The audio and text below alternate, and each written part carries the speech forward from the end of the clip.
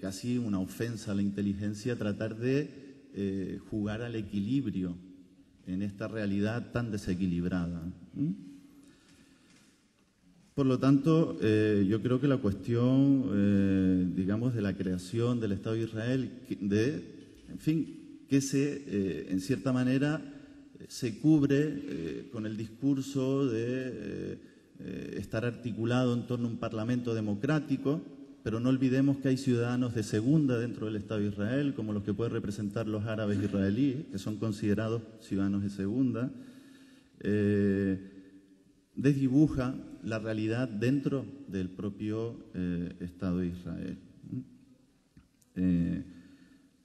Las políticas, digamos, expansionistas, desde el 48 en adelante, porque el 48, lo que los palestinos llaman la gran catástrofe, significa la expulsión de una población que ya estaba en el lugar antes de que llegasen los judíos, ya estaba.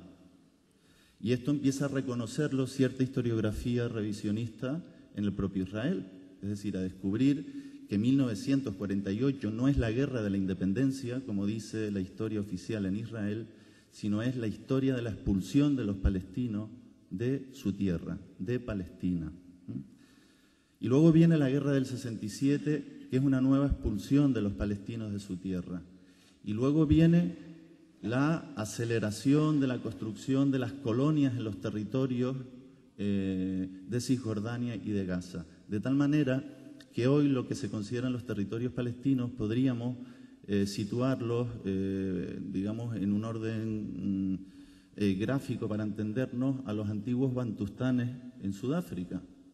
Es un territorio que es como un queso gruyère, está completamente agujereado de colonias judías y no podemos olvidar que el colono judío no tiene el sentido simbólico que inmediatamente se nos viene a la cabeza con esto del colono, es decir, una persona que va a trabajar una tierra, etc. No. El colono judío hay que entenderlo en la lógica del paramilitar.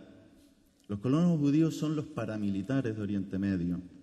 Son un ejército no oficial, pero que actúa efectivamente como grupos de violencia incontrolada, ¿no? Esta es la naturaleza verdadera del colono, tal cual ha estudiado el profesor José Abu Tarbush, profesor de Sociología de la Universidad de La Laguna.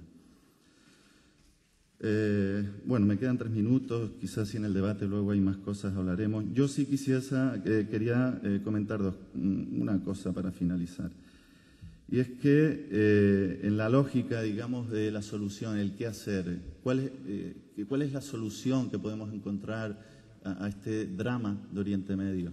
Quizás en un sentido un poco utópico, me alío con la posición de un profesor israelí norteamericano que se llama Norman Finkelstein y que habla de la creación de un Estado binacional donde la gente tenga reconocida sus derechos porque pertenecen al Estado y no porque tienen una adscripción religiosa determinada, como es en la actualidad el Estado de Israel, que es un Estado confesional, es un Estado judío, ¿no? Bueno, con esto termino.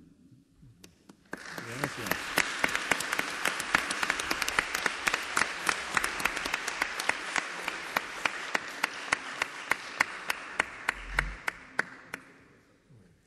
Con eso se pasa la palabra al auditorio con la advertencia de que, como en todo congreso que vale la pena, andamos con mucho retraso.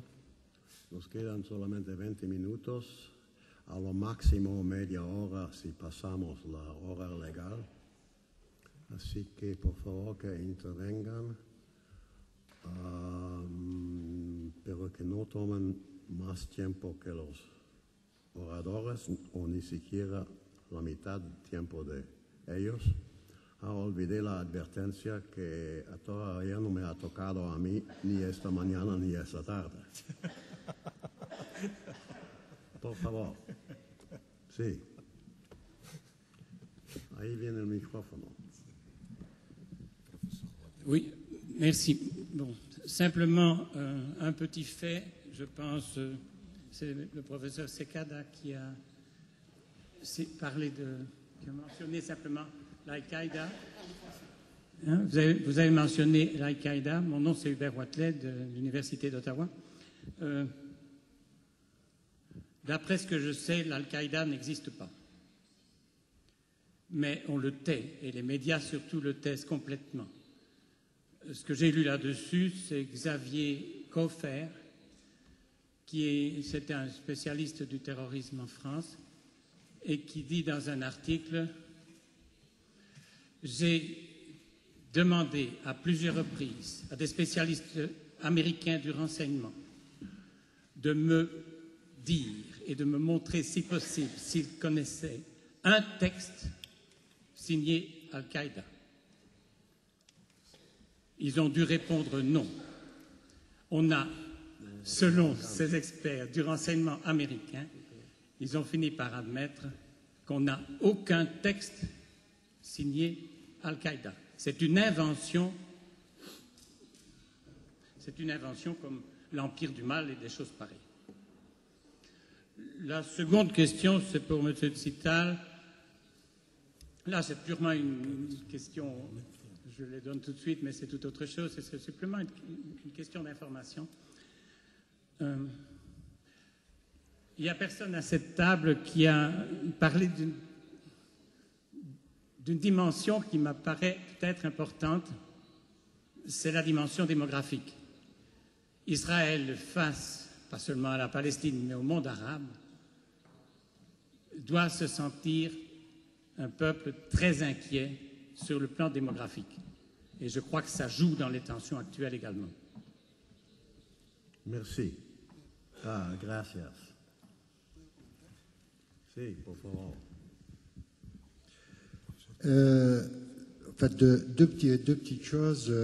Premièrement, j'ai relevé également que à cette table ronde consacrée aux relations entre Orient et Occident, il n'y avait pas d'oriental. Pardon, on a oublié, bon, ma faute, j'ai oublié de vous demander de vous identifier avant de parler. Alors, oui, alors, Chentouf Tayeb de l'Université d'Oran en Algérie. Alors, je disais qu'effectivement, à cette table ronde, il n'y avait pas d'originaire d'Orient. Hein. Bon. Je voulais poser une question aux deux collègues qui sont intervenus sur les questions de Palestine et d'Israël. En demandant est-ce que vous me comprenez ou pas un peu premièrement, est-ce qu'il faut considérer que la feuille de route est morte et que c'est terminé et qu'il n'y a pas de possibilité de solution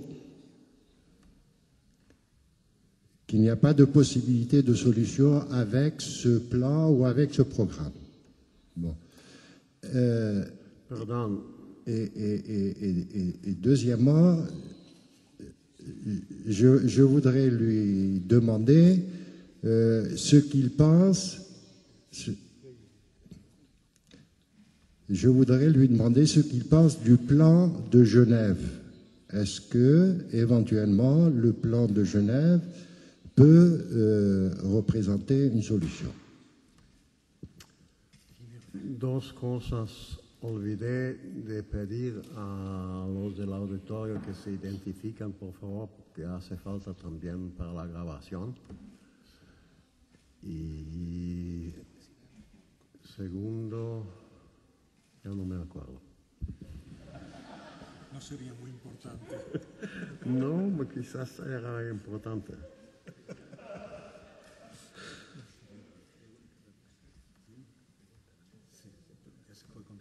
Sí, que lo segundo es que propongo o impongo esa vez quizás el procedimiento de dejar hablar al auditorio y que respondan los de la mesa después en cuanto quieran y puedan, pero que demos preferencia al auditorio. Eso me excluye a mí, claro. Por favor. Disculpe la interrupción.